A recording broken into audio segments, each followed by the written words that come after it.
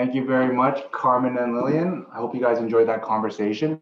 I just want to take a few moments to remind you guys to donate at uc-2020.com. We are supporting charities providing COVID-19 relief efforts and supporting the Black Lives Matter movement. They include Inner City Arts, Black Lives Matter, Artist Relief, the Loveland Foundation, Doctors Without Borders, MBK Alliance, World Central Kitchen, House of Ruth, and Black Visions Collective. And also, I want to remind you guys that both Jasper and myself have provided care packages that you can download on the site. Jasper's password is POW WOW, one word, POWWOW. And the password for my care package is MAEKAN, MAEKAN, all lowercase. You can also check IG for more content. And if you have any specific questions for our speakers, you can either DM us at Unexpected Connections on Instagram or uc-2020.com. So our next speaker is Jasper Wong, a distinguished artist, curator, and the founder of the world famous art and mural festival, POW WOW. If you're unfamiliar with his work, this is something that when I first met Jasper, I was immediately attracted to his work by virtue of just like the playfulness. I think a lot of what he created just seemed to fly off the cuff, and it was really innate, just a personal curiosity. And his work has taken him all around the world. He's been, he's displayed his work in places such as Japan, California, France, London, Mexico, New York, Hong Kong, Chicago, and Australia. And he's been recognized by Communication Arts, Society of Illustrators, American Illustration, Taschen's Illustration Now, Hypebeast, Boom, Arrested Motion, and many more. On the client side, he actually has a pretty impressive roster of clients, including Uniqlo, Versace, Microsoft, Neiman Marcus, Toyota, Marvel, and more. And not to be outdone, dating back to his time when he used to live in Hong Kong and we used to run the streets of Hong Kong together, he founded Above Second, a gallery that in his eyes was sort of what was missing in the Hong Kong landscape. And that was sort of, I think, in many ways a catalyst towards POW WOW, which, if you're unfamiliar, is a nonprofit organization that features many contemporary artists that focus on community enrichment and the creation of art outreach. So this is something that has taken them to 17 cities across the world, originally starting in, I guess, Hong Kong / Honolulu, his two homes. And I was very fortunate to see the early stages of that and see it blossom into what it is now. And I think it's nothing short of remarkable. And last but not least, this guy does honestly everything. He also is a co-founder of the creative community center called Lana Lane Studios. So I'm super excited to have Jasper discuss the role of the artist in these times of uncertainty and what role they should endeavor to play. Let's pick up with Jasper.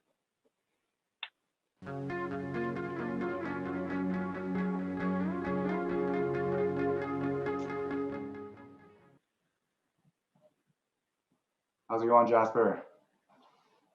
How's it going? Good. I know that before we had to do a little bit of shuffling around because you had spent the afternoon at a protest. How are you feeling? It was good. I mean, the protest was peaceful. A lot of people showed up, and we walked from the park to like City Hall, and everyone was very supportive, and it all turned out well. I went on the protest with my wife, and so we would have loved to bring our kids with us, but we're still in a pandemic, so we're trying to still be safe. Yeah. So we wore like extra layers of masks, so it was extra hot today for us. Yeah. But otherwise, the protest was positive. Nice. I know that for you and I, we've known each other a while. We're just talking off camera. It's probably been almost 13 years now that we've known each other, and I think for me personally, there is a sort of underlying interest. I guess maybe in some ways it's a little bit selfish, but it's also like trying to reach out and provide an outlet for people and understand like there's been so much that's happened in the last 3 months or so. How are you coping with things mentally? Like where's your head at right now as both an artist and a business owner? It was tough, this year with 2020 started with a lot of opportunities. A lot of jobs came in, and I was working through different projects. And we always it's always great for us to sort of launch the year with our festival in Hawaii. And it was our 10th year. So we hit a decade in Hawaii. And we flew in all of our friends, all these artists in town. We had close to 100 artists involved. We created about 90 murals over a period of a week. We flew in all the directors from all over the world. We had a really great couple of weeks with everyone. And then it was almost straight into quarantine. Mm-hmm. And right away, there was a lot of ups and downs, because then I started either having jobs get pushed back, canceled. Financially, things were I'm not sure how much I can make this year. My wife owns a beauty bar called Boldface, and they were out of work, and she wasn't sure if she could pay the rent.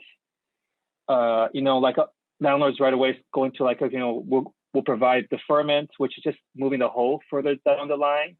Mm. And it looked like it might the business might end. There was a lot of mixed emotions. Yeah. And so we were worried. And then different things came through, like the CARE Act, PPP loans, EIDL, et cetera. And then my wife applied to all of them to try to see if it can, hold us over this period. And so it's been tough, it's been tough. And at the same time, we have two kids. We have a 7-year-old and a 2-year-old. Fun fact, Eugene is actually the godfather of my older daughter, Ella. And so, they were out of school. And so people are like, oh, you have tons of free time, but you can do tons of projects. You can start working on personal projects. I'm like, not if you have kids. Pretty much when you have kids, it's homeschooling, trying to keep them entertained. And you just have them all day long. My free time came from when they were in school, when they were gone. Yeah. It's when I was able to work. And now with them at home all the time, then it became tougher to do that. Yeah. So I was also just figuring everything out, and we're still sort of in that mode, because they still are not back to school. Summer school is just all distance learning. Else to start preschool, and she's supposed to start now, and she can't start school yet. Maybe next month, possibly, hopefully, but we'll see. Even then, we're is it safe to put your kids in school? Yeah. So, it's just been trying to be a balancing act and trying to keep certain projects alive. Yeah. Trying to get the projects that were going. I've had a project canceled last week. Yeah. So, So actually, to go sort of back to everything you mentioned in terms of work that was coming in, projects that were coming in. I mean, obviously, when you first started your career, it was under the vein of being an artist, right? And then I think now we look at art as very much a byproduct of marketing. Has everything that's happened changed your perspective on the role of art? Does it go beyond marketing now and have to assume a new place within culture and society? Yeah, no, absolutely. I think for a lot of artists, self-marketing is important, because you're trying to push who you are as an artist and try to get work and try to survive purely as an artist. For a lot of people, that's tough. That's where that sort of, starving artist stereotype comes in, can we make a living doing art? Can we make a living solely doing art? And the only way to sort of get your work out there is through marketing yourself. When I first graduated from art college, we didn't have as many tools to self-market as we do now, right? Social media wasn't really a thing yet. They told us that the only way to market yourself was to send flyers of your work, postcards of your work, to different art directors, different magazines, different people, different brands that you were interested in working for, and hopefully they'll hire you for a job. Yeah. Nowadays, you have a lot more resources.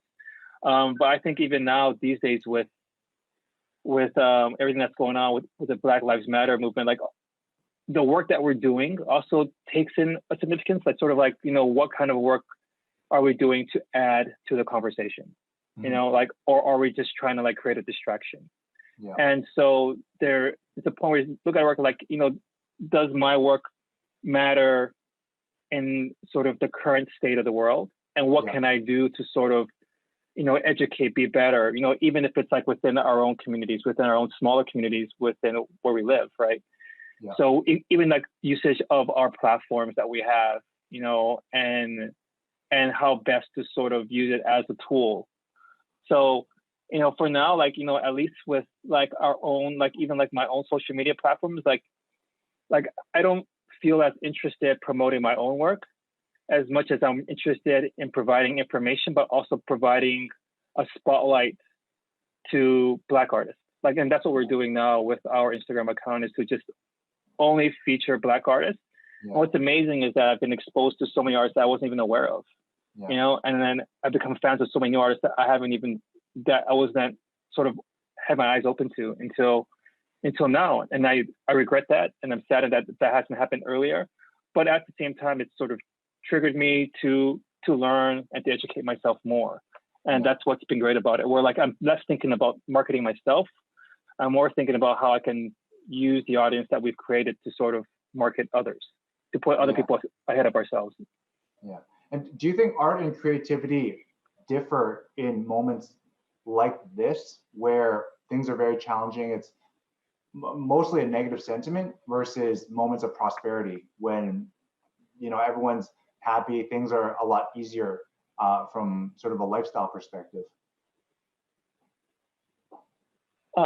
Yeah, I mean, like, I think you think about it more, you know, like sometimes like you're just putting stuff out just to put stuff out. It's sort of like almost like TikTok, right? You're just doing a bunch of fun videos. I mean, there's nothing against sort of like creating humor and making people feel better, but sometimes you don't really think about it as much when you put that content out there. It's sort of like just fun, you know? And now it's like more like, well, we have to sort of rethink that a little bit. I mean, I hope that we do go back to some of that where we can still sort of like look at funny memes and not have much care for what's going around. I mean, I guess that's sort of naive in a lot of ways, but you know, there was kind of like sometimes that, but then like now we can never go back to that really, because like we have to always sort of like understand that things are happening around the world that we have to be aware of, and how then to sort of, if we're leaders of our industry, like how then do we use and do we create work that sort of like is more meaningful? Yeah. Or how to promote artists and create things that sort of help out communities, you know? Yeah. So I think we can still have fun, but we also have to be more aware and sort of work with our eyes more open to our surroundings and to what's going on. With all the various social movements happening, like Black Lives Matter, I mean, just in regards to whether it's COVID-19 relief or Black Lives Matter, did you ever feel sort of lost in terms of how you could help? Or was there always sort of like clarity and like, this is what I can do to help? I mean, no, like I definitely felt lost. Even during COVID, during Black Lives Matter, when I was watching the videos, like, cause then let's be honest here, like in Hawaii, like we're really isolated, right? We're one of the most isolated places on earth. Like there's nothing near us. And oftentimes I feel like because of our isolation, we're oftentimes too insulated, you know? And sometimes previous issues that have happened in the past, like I felt less of a call to action than I do now, which I regret. But I now more than ever, like, you know, like we're just trying to like make a difference. So, but then like when it started happening, I wasn't sure what to do. And I didn't want to, you know, just kind of like move through my daily life as if nothing was going on, because something was definitely happening. And so, you know, like one thing that I really strive to do was just to ask for help, because I feel like it's not something that we are experiencing alone. Like with COVID and Black Lives Matter, it's something that's happening on a global scale, right? With COVID, like, you know, like everyone was affected. Everyone in the world was affected. And so it was more like reaching out to friends, you know, I reached out to you guys, right? Like, you know, we're just asking like, you know, like I want to do this, I'm not sure about this, like, you know, and I'm asking friends for help or advice on like pretty much everything, you know, just like life, on sort of work. Yeah. And so I thought it was key to sort of embrace the communities that were there, whether it be here locally or globally, and just sort of like say, hey, I need some help with this. Like, I'm not sure how to grasp all this. I'm not sure. I don't understand this. And just kind of come in with an open mind to be educated, you know, and to just, you know, ask for help, really. Like a valid perspective, because I think given the uncertainty and challenges and the fact that there's no real handbook to this, I think a lot of us were trying to navigate how to best support and also not just add more noise. I think you mentioned that earlier. And there's something that Kristen Kish mentioned earlier in her segment. It was just that this might be an opportunity where people just take more time to look out for one another, to connect with one another, right? Even if it's someone you don't know, right? She used an example of helping someone pick a pomegranate at a grocery store because you're craving that, and maybe that's hopefully something that sticks. And like just to give you a little background context, when Jasper and I were discussing what our segment was going to be, it actually was significantly different than this because Jasper just didn't feel comfortable proceeding with the original approach because to be straight up, it just felt a little bit tone deaf because it didn't highlight all the things that were going on that had materialized in the 7 weeks or the 7 days prior to his segment, right?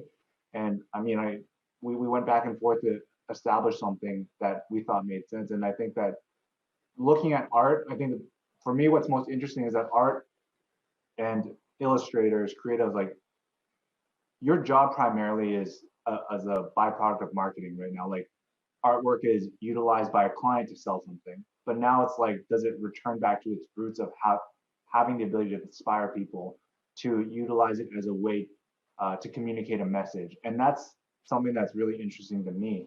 And seeing everything around you, and I think the sentiments are primarily negative. Do you have a sense of invigoration or inspiration to create, or do you still feel like you're trying to work your way through in terms of, if I'm to create art, what does it look like? How can I create something that has impact today?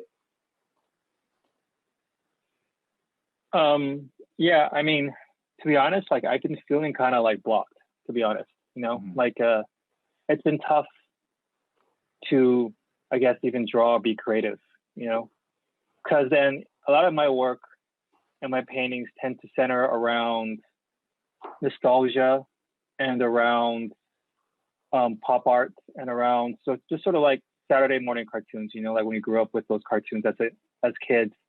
And I always had fun drawing that, or I would like draw, like little figures and just doing stupid things. And that's always stuff that like I've always kind of seen my work as more comedy than anything else. Like if it sort of generated a smile from someone, then that kind of like saw my work as a success. And now like I don't know, and I don't know. I guess a lot of artists might feel the same way, right? Where like, like I don't know if my work is relevant, and I don't know if the work that I do like matters as much to the global consciousness right now. Like, does that bother you, or is it more like, hey, this is closing of one chapter? Because it's not that you're just an artist; you're a curator, artist, a festival organizer. There's a lot of other things that you can do to support. Does it feel like that maybe one chapter or one part of your identity might just need to be pushed to the side?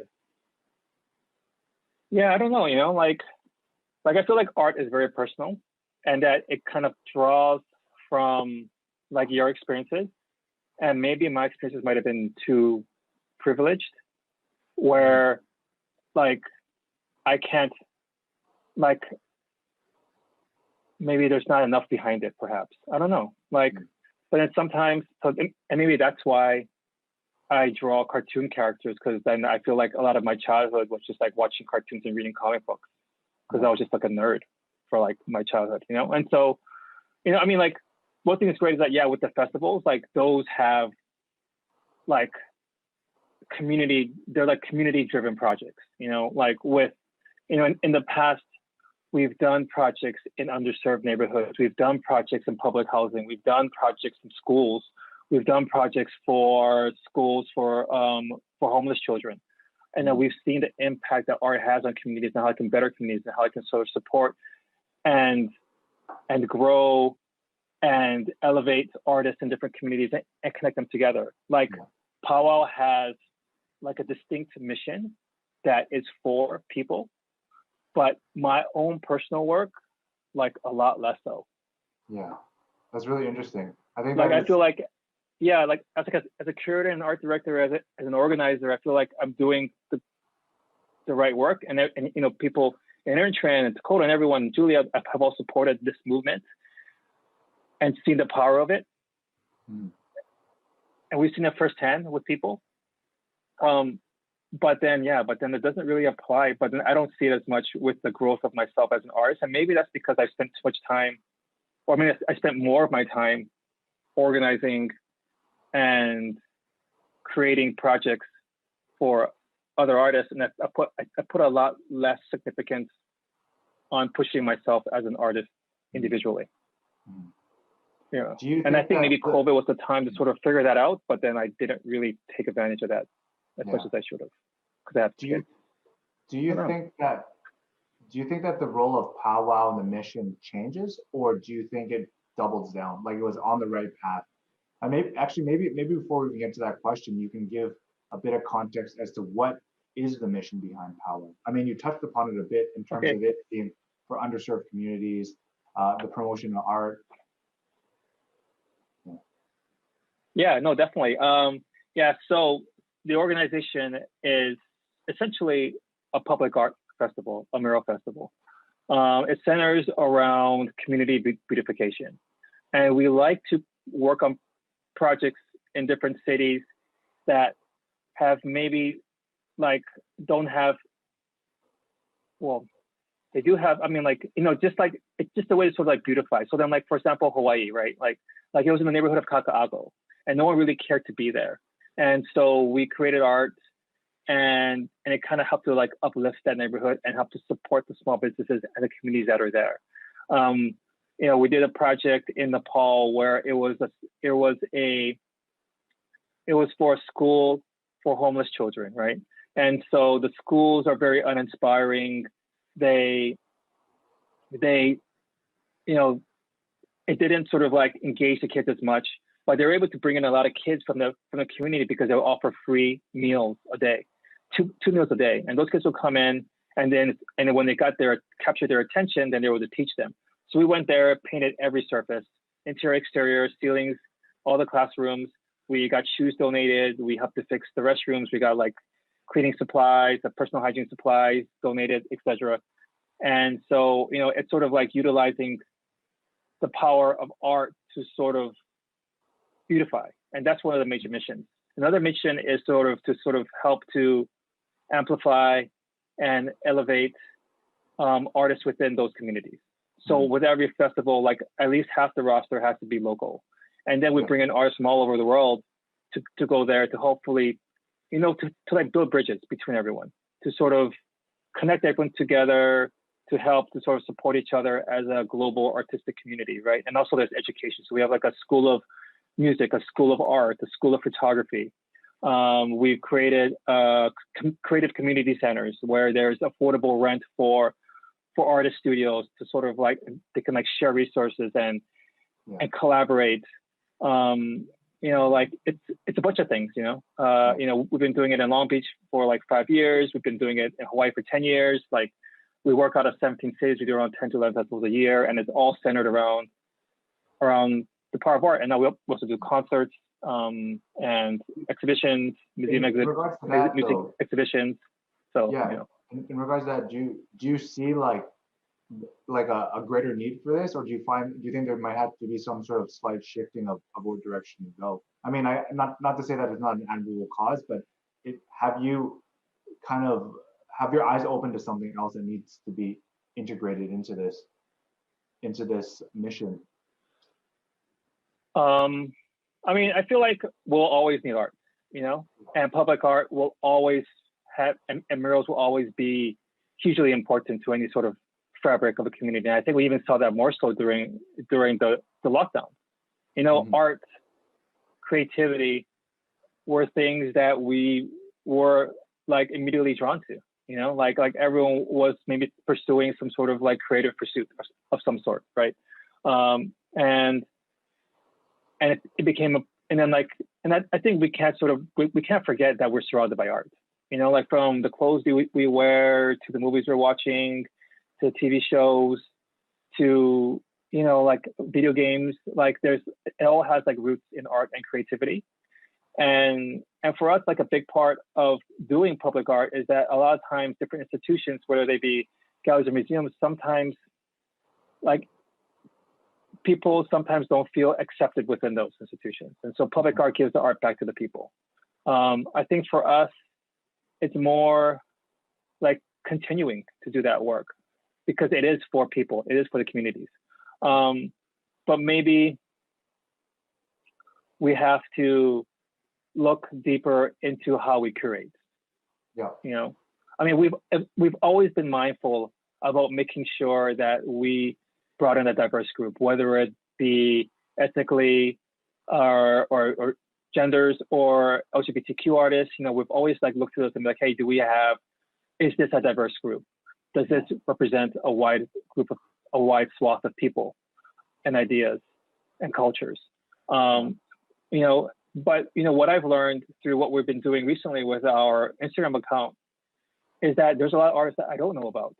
Because sometimes we get caught in our own bubbles too. And I'll be first to admit that sometimes, like, you know, you're not looking far enough outside of where you are and what you're doing. And I have to spend, I think all of us as curators, whoever does that, I mean, you guys, like, you know, when you guys are trying to figure out talks and everything like that, or who to write about, like, you know, like, we need to sort of like look deeper. There's definitely and further out, you know, behind that needs to kind of come through. And I agree, it's somewhat easy to just default to things you already know.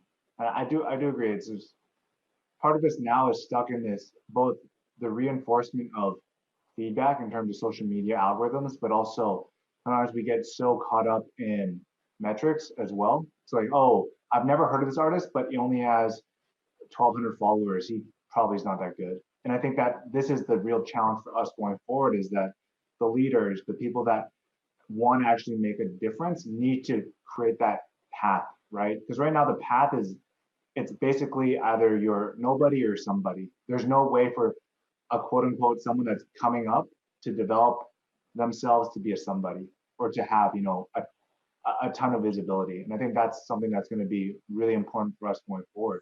And I understand the challenges that come with like sort of curation and whatnot. I do have one last question. Do you think there will be an art movement that will emerge from these times?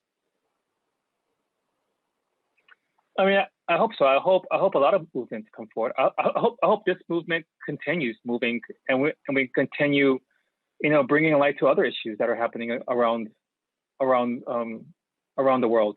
You know, like whether it be, you know, issues, you know, surrounding, you know, like imprisoning children that are you know, like on the border. You know, like there's tons of problems that like, or you know, Hong Kong's fight for democracy. You know, like I think a big part of it is like, and what I've learned too, is that sometimes we're not educating ourselves and also not educating other people enough. And sometimes people have like this immediate sort of like reaction based on whatever someone told them. And they haven't like looked deeper into like, is this what's happening really? Because I remember reading something where I was like, where are all the people in Hong Kong supporting Black Lives Matter when they had police brutality just like last year? And I'm like, but what people in Hong Kong are fighting for is vastly different. I mean, like they're fighting for like democracy, you know? They don't even have some of the rights that we're born with here in America. Like they want democracy. They want the ability to even vote, you know? And so they're fighting for, they're not fighting for against police brutality. They're fighting for like sort of like basic rights, you know, that we as Americans have, right? Yeah, and so you know, it's like it's different, you know, like, and sometimes people like aren't looking at that. They're not like saying, okay, yeah, you know, they're doing this because of this, you know. And I think that's sometimes where racism comes up, right? It's like we're not taking the time to understand the history and to understand sort of why it is the way it is now and what we can do to sort of change it, you know. And that's where that sort of systemic racism comes up, and how we have to sort of look beyond like our own sort of experiences that we've had to sort of like trigger whatever viewpoint that we currently have, and then sort of look beyond that. And I think we have to keep doing that. And I think those kind of movements are good, where we are constantly sort of trying to figure that out and learn from it and be better by doing it. So I hope like there's more. I hope there's more galleries that support a wider group of artists. I hope because, you know, to be honest, like the art industry, especially the fine art industry, sometimes can feel very exclusive. And I hope that everyone across the board becomes more inclusive.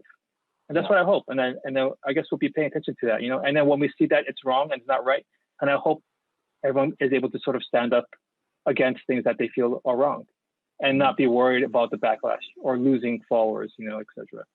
Yeah. Awesome. Thanks for that. We're going to transition into the Q&A section where we have a few questions teed up for you. So just give us a sec here.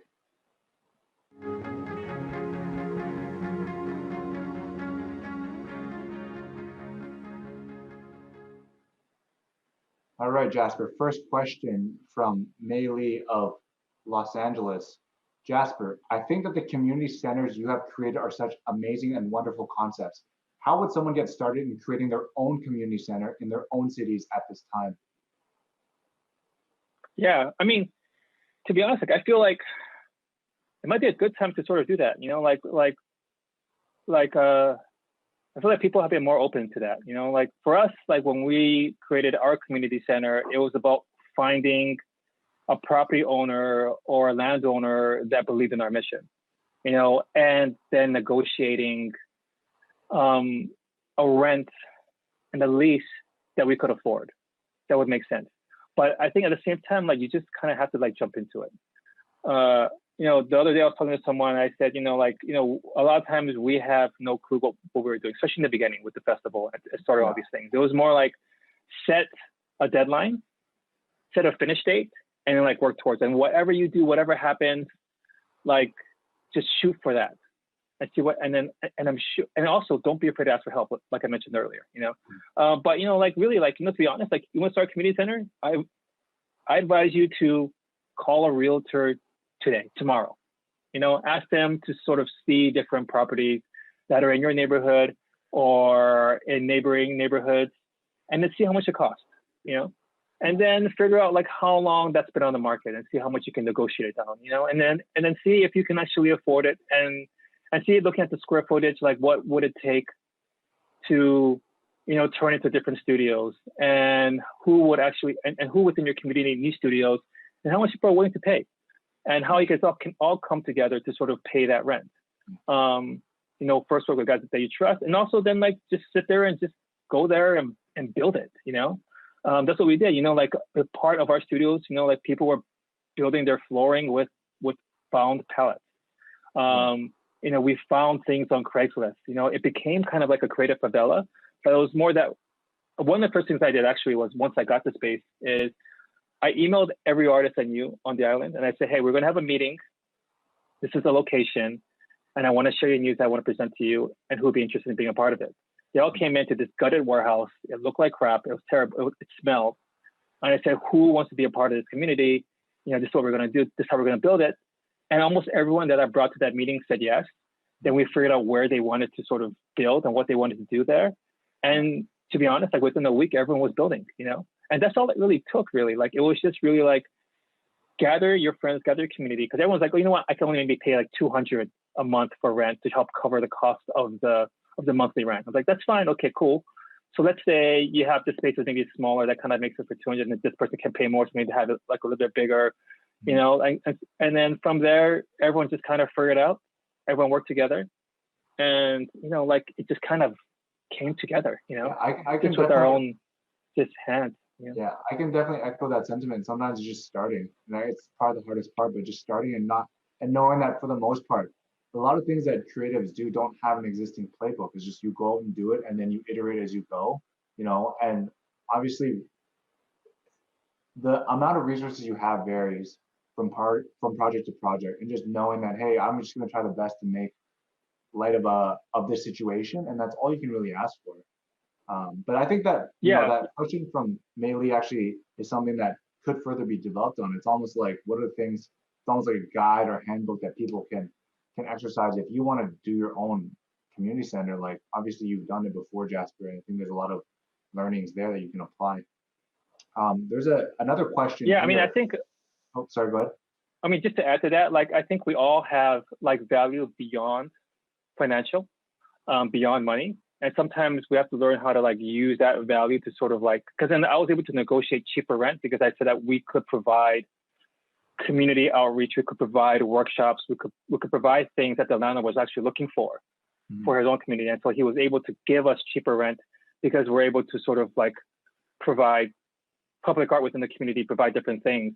And so it's really trying to find someone that also agrees that that's valuable and that bringing you in will sort of boost the community and willing to sort of work with you and give you more affordable rents based on that. So what to sort of look beyond sort of like, hey, I have this much money in my bank account, I can afford this. But like you have that much money in your bank account, but you also have all of this of who you are as a person. And you have a community of your peers, and that is vastly sometimes more valuable. And then how do you sort of, utilize that is important too. It's a good response. There's a second question from Wilson out of Long Beach who asks, what has POW WOW Worldwide taught you after all these years? How will you apply those learnings as you look to the future, especially with today's current climate?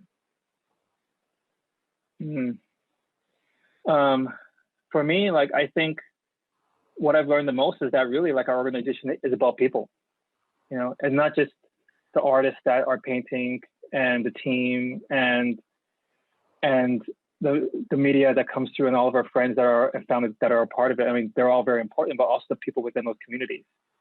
The moments that have touched me the most, that I remember the most, are oftentimes just these small moments where I meet someone within a community and they thank me. And sometimes they're crying, they're crying because we cared enough to put an effort into beautifying their neighborhood.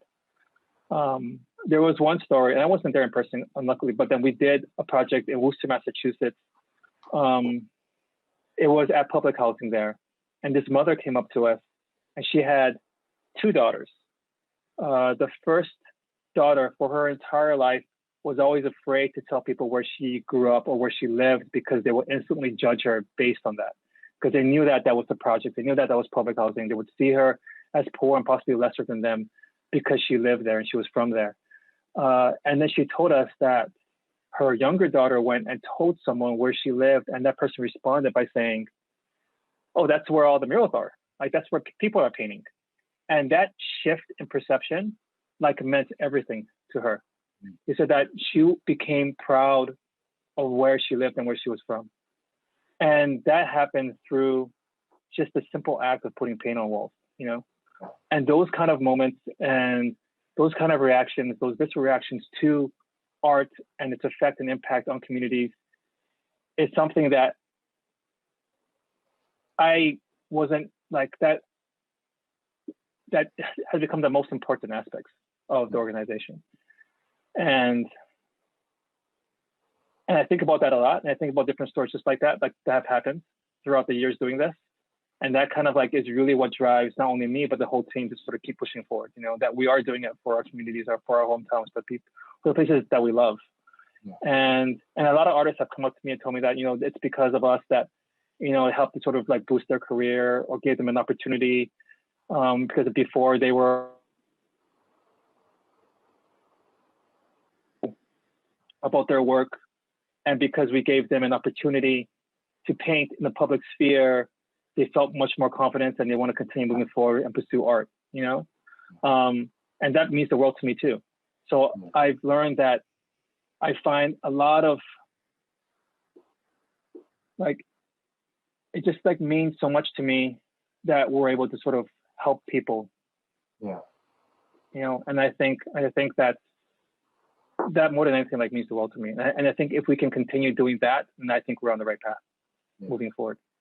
No, totally. I think there's a level of selflessness that people are starting to understand. Not to say people weren't doing it, but I think that you see the value of things that come down to just compassion, right? The things you can add to your community, not necessarily through tangible monetary means. I mean, those are important as well, but I think just the whole gamut of things that can be offered. And I think that you have to, I can kind of see I can definitely hear the emotion coming through when you tell those stories. And it's something I think that, this is more of an aside for Jasper and I, but I've learned a lot from Jasper over the years, and he's essentially the same person I met when I met him, at some Bape concert like 13 years ago. Like, it was just a level of selflessness, and it was always about community first. And I've learned that a lot in terms of what you put into a community, the output of one person hopefully can expand beyond just that singular input. And I think that's something that's really important. And it's just like you see it with POW WOW, right? You see it with MAEKAN. You see what happens when people that are dedicated to a cause actually put the work in. There is one last question I think is really important, Jasper. This is from Gina out of Pasadena. You mentioned you've been feeling lost during these times. For young artists or creatives who are feeling this way, can you provide some additional insight on how they can navigate these times? Yeah, I mean, to be honest, like, like I think it's to learn to take a break, like learn to sort of like step away and not feel guilty about it. I think like we feel like we always have to be like constantly engaged with everything that's going on. And a lot of times like that can feel very heavy, and it can feel sometimes suffocating at times. And that maybe it's sometimes good to sort of like step away, recoup, rethink, and just sort of like allow those ideas marinate. And I think that can be helpful, for me, like I might decide to like, watch like a funny movie or read a book or like, and just try to like get away from it and then come back to it later with sort of like feeling refreshed. But also don't feel the pressure of always having to create, like we have to sometimes like, because then there's so many, like sometimes like it's always feeding into like, hey, you know what? It's like coronavirus, it's a lockdown. Like when we come out of this, like you better have like learned the new skill sets. You better be speaking a new language. You better have like 6-pack abs. And then like, like, I'm like, bro, like, let's just like relax a little bit, like maybe this is the time we can like take a break and sort of assess, rethink, refresh, and come back to it, So I think, I feel like you shouldn't like feel so much pressure, because I feel a lot of it is really like us putting the pressure on ourselves when other people really aren't looking to you for that as much, like, and sometimes it's someone's like, hey, you know what, like, it's okay to stop and breathe and come back to it later. And I think when you do that,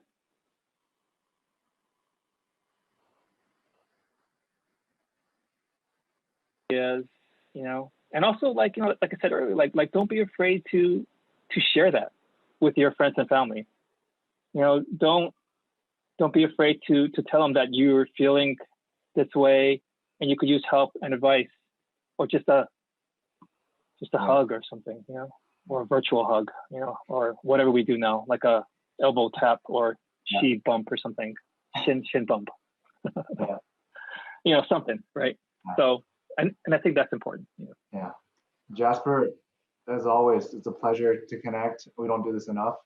I want to thank you for your time, your wisdom, your insights. I think it means a lot to the community, especially someone who has successfully built communities all around the world, as well as one sort of holistic umbrella community. I think these are really important in these sort of times of uncertainty.